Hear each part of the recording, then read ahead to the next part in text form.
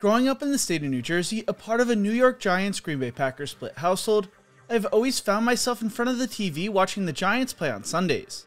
For most of my life, Eli Manning was the Giants starting quarterback, leading them to multiple Super Bowl rings and becoming a Giants legend. While everybody talks about the success Manning had, few talk about the guy who protected his blind side for more than half his career. A Giants legend in his own right who could be the next great college coach. I'm talking about former Giants left tackle David Diehl. David Diehl was born on September 15, 1980 and grew up in Chicago, Illinois. While in high school, he starred on the football field, on the wrestling match, and as a member of the track and field team. He attended Brothers Rice High School, where he would go on to develop into a Division I football prospect. When Diehl was 15 years old, he was doing leg day with his best friend and teammate when he got word that former Chicago Bears defensive back Leslie Frazier was in the building.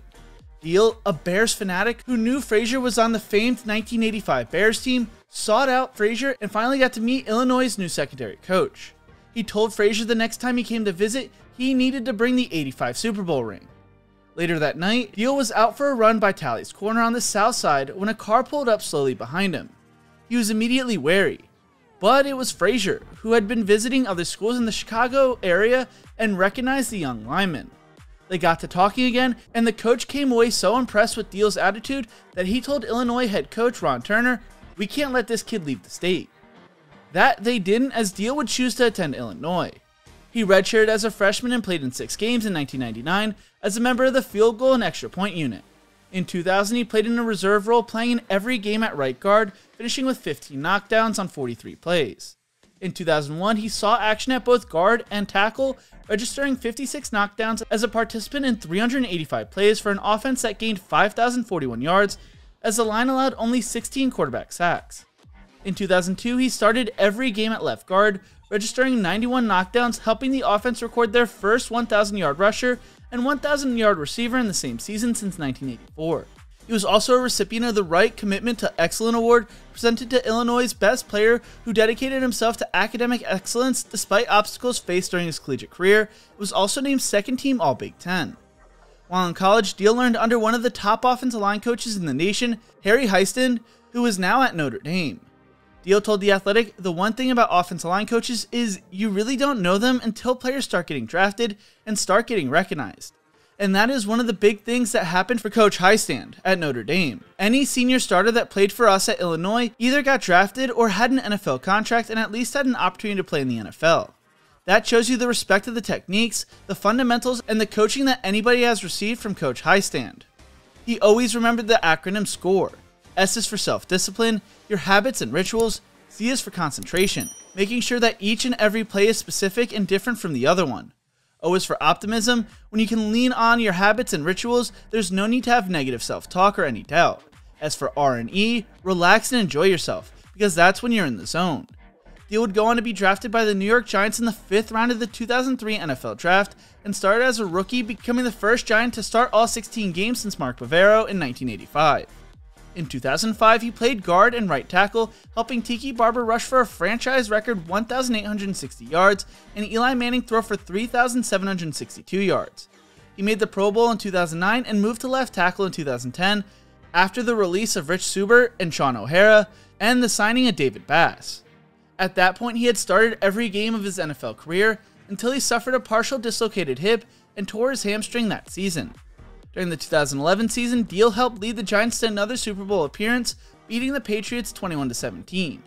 In 2013, he missed 6 weeks due to a right thumb injury that required surgery, and after the season, he announced his retirement after 11 NFL seasons. He finished his career starting 160 of his 164 games.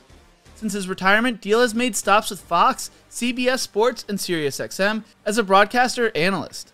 That was until a few days ago when Diehl announced on Twitter what his next endeavor was going to be. He wrote, "My football journey continues, and I couldn't be more proud and excited to announce that I will be joining head coach Ryan Silverfield and the University of Memphis football's 2022 coaching staff. I haven't been this driven, motivated, and focused since being drafted by the New York Giants in 2003. Let's go Tigers." Diehl's connection to Frazier came back around as he was sending out resumes for different college coaching positions.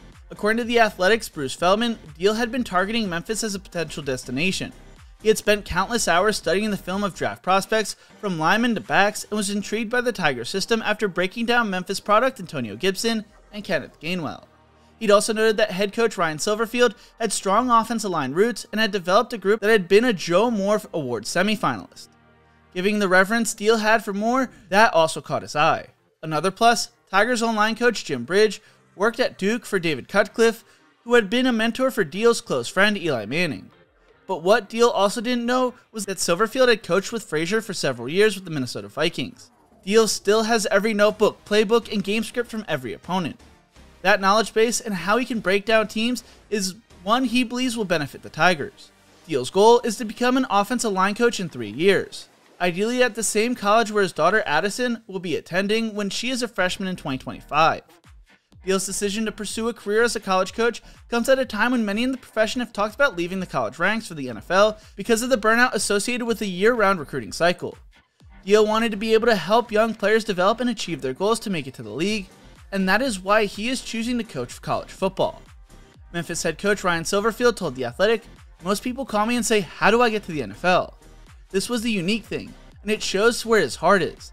He just wanted to impact guys and be able to make a difference teaching.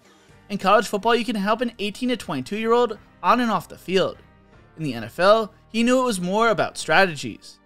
Here he is. He's going to pack up his entire life for living 20-some years or so in New York and move to a town he's never lived in and bet on himself and give everything he can to a program that he has no loyalties or ties to. For him to do that, to move here with his wife, Tina, that speaks volumes about how invested he is.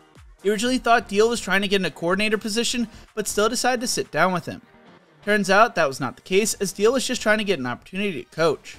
Silverfield sensed the passion and energy David brought and was impressed by the research he presented to him. Silverfield told him, "I'm going to treat you almost like an intern. You may have to go out and take the trash out sometimes." And he said, "Yep, that's great, whatever it takes." He was going to be fully committed to the job regardless of how little we'd pay him to prove that he could be a Division I coach. And I appreciated that. Deal has some coaching experience coaching at Way Hills High School in New Jersey for a year and a half, and it's all these habits and rituals that Deal hopes to pass on to the next generation of college football players. Silverfield is excited about his new addition. He'd spent 6 seasons coaching with Frazier in Minnesota and knows how highly Deal comes recommended, saying, "Coach Frazier told me David Deal is one of the best people in the world. I know you don't know him, Ryan, but trust me, he'll make a positive impact on your place, and when the guys tell you they want to come to work for you, he's going to work his butt off for you, and he'll be loyal to you as anyone else has ever been." After growing up watching David Deal, I'm excited to watch him coach in college and hope he is able to find a lot of success. It could be a fun name to watch and could be a possible head coach in the future. But what do you think about the David Deal hiring? Let me know in the comment section below. If you enjoyed this video, make sure to leave a like, subscribe for more college football content, and check out one of my other videos the algorithm knows you will love right here. Thank you so much for watching, and as always, remember to embrace the grind.